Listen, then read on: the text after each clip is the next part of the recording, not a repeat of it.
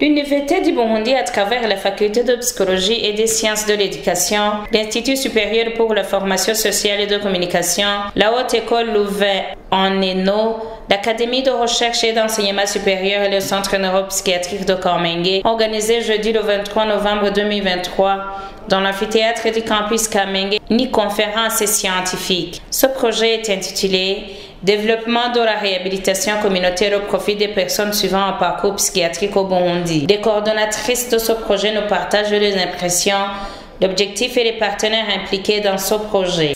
L'objectif principal de cette conférence, c'était d'abord pour présenter notre projet. Donc, c'est un projet de réhabilitation communautaire des personnes ayant un parcours psychiatrique. Et donc, on allait présenter le projet, on allait aussi sensibiliser les gens par rapport à cette thématique, parce que beaucoup de personnes ignorent qu'il y a une problématique vraiment très importante relative à la réintégration sociale, communautaire des personnes qui ont été hospitalisées dans les centres neuropsychiatriques et qui finalement n'arrivent plus à retrouver leur place dans leur communauté, ni même dans leur famille.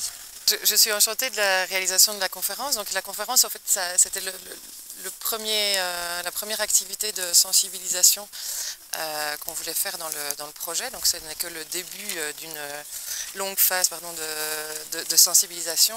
On avait envie de rendre visible tout ce qu'on avait fait un peu en coulisses pendant une année. Et là, je suis contente de voir des étudiants de plusieurs universités et des enseignants aussi qui sont intéressés par le sujet. Cette conférence a une mission double. D'abord, c'est de sensibiliser la communauté pour qu'elle puisse connaître les problèmes de la santé mentale. Et aussi, vous l'avez constaté, c'est un milieu universitaire qui enseigne la prise en charge et l'accompagnement des personnes suivant un parcours psychiatrique. C'est pour d'abord que ces étudiants puissent avoir des connaissances et des compétences aller dans le sens de sensibiliser la population pour le changement de comportement et par conséquent aboutir à une santé mentale qui soit sereine.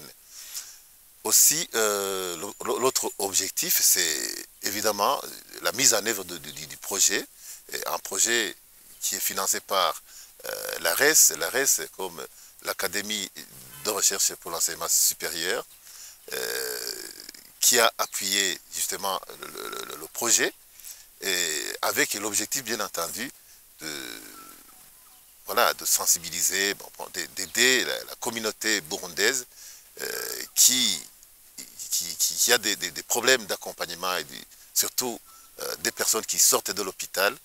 Ce projet va jouer donc un pont entre l'hospitalisation et la communauté. Donc on aimerait que les personnes ayant suivi un parcours psychiatrique puissent avoir des connaissances et des compétences pouvant leur permettre d'arriver à l'autonomisation. Comment le projet est-il conçu et pour quelle échéance? Alors, les grandes articulations de ce projet, nous avons 3 phases. La première phase est déjà finie, c'était pour élaborer un modèle de réhabilitation communautaire qui sied au Burundi. Donc ça veut dire qu'on devait élaborer un modèle de réhabilitation qui est, je dirais, approprié pour des personnes burundaises, pour des personnes suivant un parcours psychiatrique au Burundi.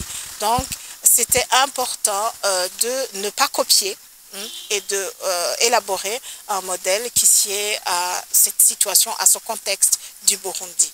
Et donc, c'est la première phase, on a fini. La deuxième phase, c'était de septembre 2022 à août 2023.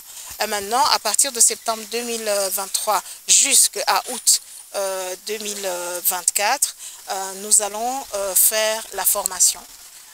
Donc le modèle que nous avons élaboré, nous avons formé les gens sur ce modèle pour qu'ils sachent comment faire avec ces personnes suivant un parcours psychiatrique. Alors cette formation, on a élaboré une offre de formation qui a été validée au niveau de la faculté. Il y a eu même un comité de relecture de tout ça, donc on a bien fait les choses. Et ça va être mis en œuvre à partir du mois de février Là maintenant, nous allons recruter des apprenants qui vont faire ce certificat et en juillet, on aura tout clôturé pour la première cohorte et nous ferons une deuxième cohorte l'année prochaine. Ça, c'est la deuxième phase qui est déjà à son début. Et la troisième phase, ça sera l'implémentation en fait, du projet à proprement parler. On va créer des activités génératrices de revenus pour les personnes ayant un parcours psychiatrique, pour les rendre autonomes et pour qu'ils puissent retrouver leur place, pour qu'ils puissent avoir des médicaments, voilà, s'acheter eux-mêmes des médicaments, être impliqués dans leur processus en fait de réintégration dans leur communauté. Donc c'est 3 phases et nous sommes à la deuxième phase. En quoi consiste la réhabilitation communautaire et psychosociale? Alors dans la réhabilitation psychosociale ou communautaire, c'est un processus qui commence dès l'entrée de la personne en soins psychiatriques, donc au CNPK. Dès qu'elle arrive, on va la considérer comme une personne encore capable de faire des choses, et pas juste une personne qui a une étiquette avec une maladie mentale sur la tête. Non, c'est une personne qui vit, qui a des activités, qui a une famille, et donc ça c'est dès le début, on la considère comme quelqu'un de capable. Et puis ensuite, on va aller mettre en place tout plein d'éléments qui vont permettre de la rendre encore plus capable et de trouver une place dans la société. C'est-à-dire que dans le processus de réhabilitation, on va agir autant sur la communauté, donc faire des sensibilisations de déstigmatisation de la maladie mentale, que d'agir sur la personne au niveau psychologique, donc c'est l'affirmation de soi, encore une fois se rendre capable, et aussi recouvrer toutes des habiletés cognitives et de communication qui avaient été un peu perdues par la maladie mentale. Et donc grâce à toutes ces actions, on lui permet de retrouver une place dans la société, et souvent cette place dans la société se fait au travers d'activités génératrices de revenus qui vont être le garant justement de pouvoir se payer des médicaments, pouvoir assumer son rôle de père, de mère.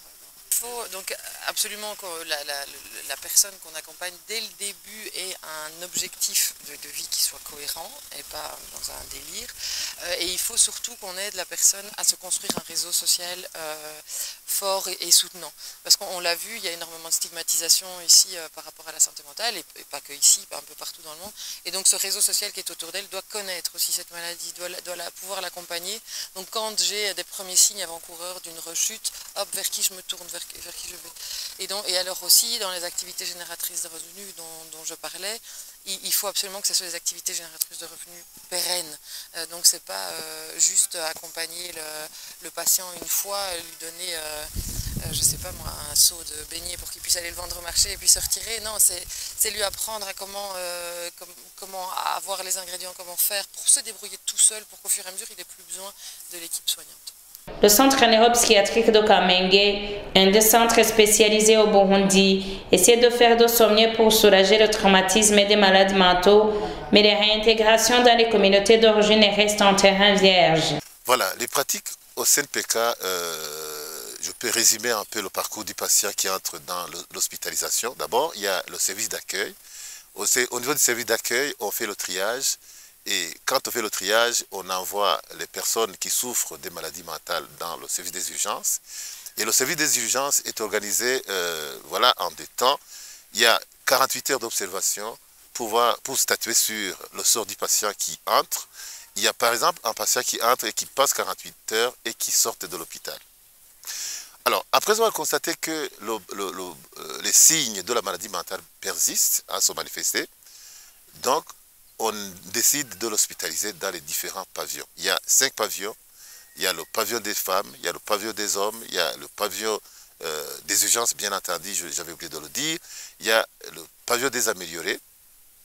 Et dans les différents pavillons, il y a un travail de l'équipe multidisciplinaire. Il y a le médecin, il y a le psychologue, il y a l'assistant social, il y a les ergothérapeutes, il y a le pastoral. Donc, tout le monde se réunit autour du patient pour faire une évaluation clinique et statuer sur le sort du patient. Si la personne s'est stabilisée, l'équipe multidisciplinaire va décider soit que la personne sorte en week-end, en famille, pour que la famille puisse observer la personne et tirer des conclusions. Et puis, après le week-end, la personne rentre dans l'hôpital et l'équipe se réunissent pour décider si la personne peut sortir de l'hôpital ou si elle peut rester, si les signes en faveur d'une maladie mentale persistent.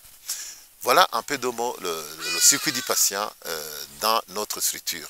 Il y a bien entendu des activités organisées dans l'hôpital, les activités de jardinage, dans le service d'ergothérapie, le sport et d'autres activités de musculation, juste pour aider la personne à stabiliser les effets secondaires des médicaments neuroleptiques. Les défis et perspectives sont également mis en exergue par cette coordonnatrice sud du projet. On a en perspective de recruter les apprenants pour notre modèle déjà élaboré, de former les personnes qui sont autour de nos personnes suivant un parcours psychiatrique, donc de former les prestataires de soins, des psychologues, des sociologues, des ergothérapeutes, il y en a très peu ici au Burundi, et même des infirmiers, des assistants sociaux. On va former tout ce monde et ça va nous prendre presque toute une année.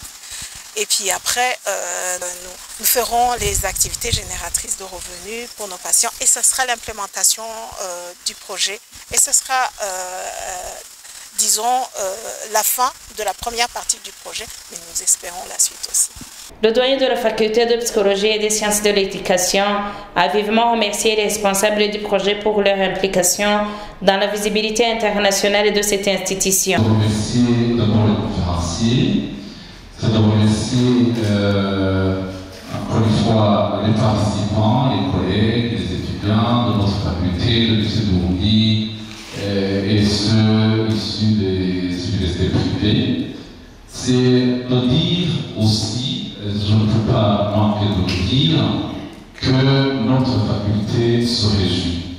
Elle se réjouit qu'elle est en train d'être visible au niveau international. Et je me permets de le dire ainsi, pour ne pas me prendre à la gorge parce que je l'exprime ainsi, et il commence à être visible à travers au nord. Et d'ailleurs, l'Université de Burundi a un partenariat avec les deux institutions du Nord. C'est une très bonne chose. Et ce n'est pas n'importe quelle faculté, c'est la faculté de psychologie et de sciences de l'éducation qui, au niveau des enseignants qui y prestent, ont un rôle à jouer dans le rétablissement des personnes ayant un parcours psychiatrique. Donc ça veut dire que c'est une faculté qui a été bien choisie. Et si une des missions de l'Université de Burundi est de contribuer à la communauté, c'est l'université qui contribue à un niveau national très élevé à travers